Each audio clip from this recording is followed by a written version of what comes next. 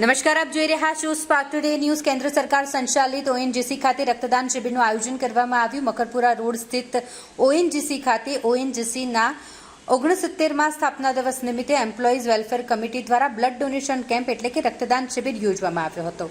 આ રક્તદાન શિબિરમાં ઓએનજીસીના એમ્પ્લોય ન હોય 300થી પણ વધારે યુનિટ બ્લડ ડોનેટ કરવામાં આવ્યું। આ blood donation camp ONGC welfare unit અને હિન્દુ બ્લડ બેંકના સહયોગથી કરવામાં આવી હતી।